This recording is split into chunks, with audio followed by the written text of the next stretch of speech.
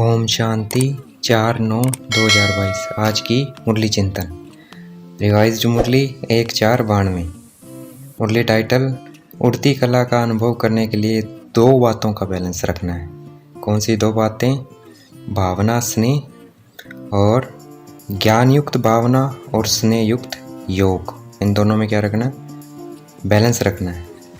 स्नेह और भावना मूर्त आत्मा, दूसरी ज्ञान स्वरूप योगित आत्माएं। दोनों प्रकार की आत्माएं प्राप्ति स्वरूप हैं, लेकिन दोनों के प्राप्तियों में अंतर है।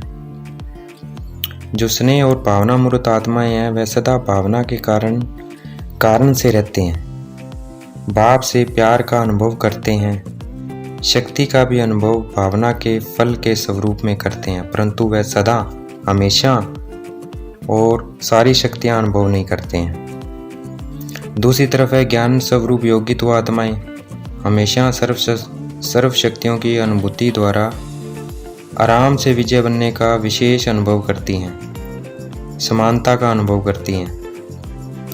हमेशा अचल अटल स्थिति का अनुभव योगित आत्माएं ही करती हैं।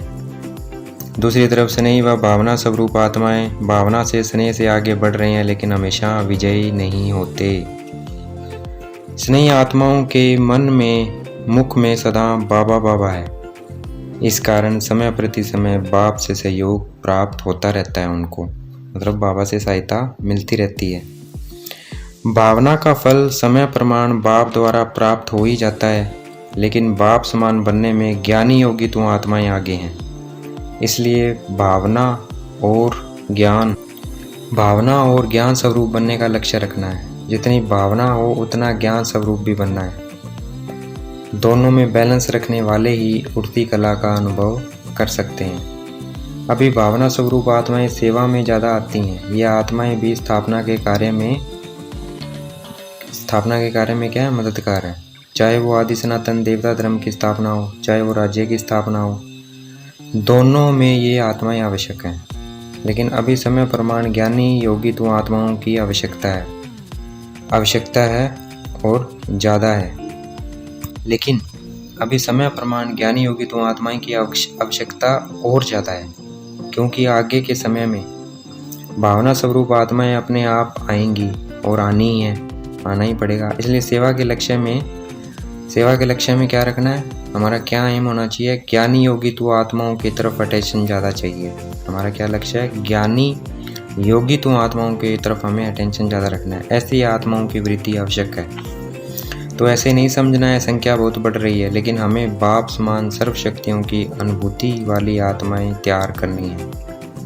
राजधानी की बढ़ोतरी अच्छी हो रही है, लेकिन विश्व परिवर्तन में दोनों स्वरूप के बैलेंस वाली आत्माएं ही निमित्त बनती है, क्योंकि विश्व परिवर्तन के लिए बहुत सूक्ष्म शक्तिशाली स्थिति वाली आत्माएं चाहिए, जो अपनी भावना द्वारा श्रेष्ठ, मतलब बहुत अच्छे संकल्प द्वारा अनेक आत्माओं को परिवर्तन कर सके।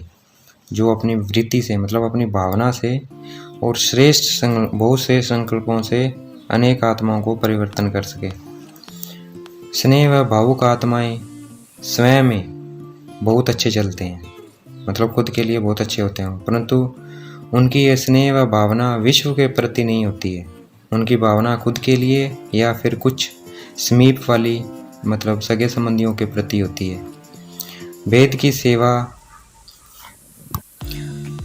की सेवा या कहें विश्व की सेवा दोनों में बैलेंस वाली आत्माएं कर सकती है। जो भेद की सेवा है या विश्व की सेवा है वो कौन कर सकती है? जिनका दोनों में बैलेंस है। बैलेंस किस में? पहला है स्नेह और भावना, दूसरा है ज्ञान स्वरूप योगी आत्मा। स्नेह में मतलब भावना हो, ज्ञान युक्त भावना हो, स्नेह हो, योग युक्त स्नेह हो। तो स्नेह और भावना, दूसरी ज्ञान स्वरूप योगी आत्मा, इनमें बैलेंस होना चाहिए। इन दोनों में बैलेंस वाली आत्माएं विश्व सेवा कर सकती है।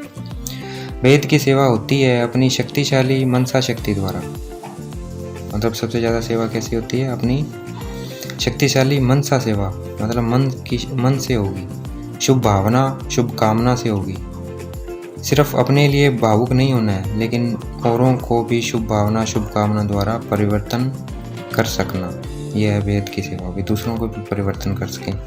तो अपने अंदर ये चेक करना है, क्या मैं सिर्फ अपने लिए सोचती हूँ, अपने परिवार के लिए सोचती हूँ, या पूरे विश्व के लिए सोचती हूँ। बाप दादा को तो दोनों ही प्रकार वाली आत्माएं, चाहे वो स्नेह और भावना वाली है, चाहे वो ज्ञान स्वरूप योगित्व आत्माएं, दोनों ही प्यारी लगती हैं। क्योंकि फिर भी स्नेही आत्माएं बन बाप को अपना बना लिया, पहचान लिया, वर्ष के अधिकारी बन गए, कोटों में कोई की लाइन में आ गए, अपने ठिकाने पर पहुंच गए, तन के भटकने मन के भटकने से बच गए। इसलिए बाप भी खुश, हम भी खुश, किस्मत वाले बन गए। हम दुनिया के हिसाब से डायरेक्ट बाप के बनने वाले हम बच्चे बहुत साधारण आत्माएं हैं। दुनिया के हिसाब से हम बहुत साधारण आत्माएं हैं। पढ़ाने वाला है ऊंचे से ऊंचा और हम पढ़ने वाले हैं साधारण। हमारी ये साधारणता इस साधारण स्वरूप में आने वाले परमात्मा बाप को जान लेती है। हमारी ये साधारणता ही उनको जान लेती है, क्योंकि शिव बाबा कोई वीआईपी नहीं है, वीआईपी बन के नहीं आते हैं, साधारण रूप में आते हैं।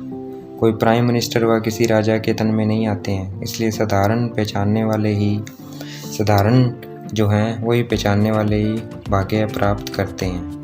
तो हम साधारण क्या है, साधारण तन में आए परमात्मा को पहचान लेते हैं और अपना भाग्य प्राप्त करते हैं। ब्राह्मणों को वरदान है, जितना बड़ा हाल बनाते जाएंगे उतना छोटा होता जाएगा। ये वरदान है हमको। हम जितना बड़ा बाबा के बच्चों के लिए हॉल बनाएंगे वो छोटा पड़ता जाएगा, हमें और बड़ा बनाना पड़ेगा। हम सिर्फ भावुक नहीं बनना है, हमें ज्ञानी बनना है। आत्मा, परमात्मा और प्रकृति, हमें सिर्फ भावुक नहीं बनना है, हमें ज्ञानी बनना है। किसका? आत्मा का, परमात्मा का भी ज्ञान होना चाहिए, आत्मा का भी ज्ञान होना चाहिए और प्रकृति का भी ज्ञान होना चाहिए। उसमें ये ड्रामा भी आ जाता है, हमें तीनों का ज्ञान चाहिए। तो हमें स्थान का, व्यक्ति का, स्थिति, तीनों का ज्ञान रखना है, सिर्फ भावुक नहीं बनना है। अगर कोई बार बार अपनी गलती से बीमार होता है, उसे बाप दादा ज्ञानी योगी नहीं कहेंगे, क्योंकि ज्ञान का अर्थ है समझ, अपनी स्थिति को भी समझना, अपने शरीर को भी समझना। आत्मा की स्थिति, शरीर की स्थिति, वायुमंडल का सब ज्ञान बुद्धि में है, वो ही नॉलेजफुल है, जिसको सबका ज्ञान है। इसका, शरीर का, आत्मा की स्थिति का, शरीर की स्थिति का, वायुमंडल का, वही नॉलेजफुल है। संगठन की शक्ति संगठन को आगे बढ़ाती है। जितना हमारा संगठन मजबूत होगा वही आगे बढ़ाएगी।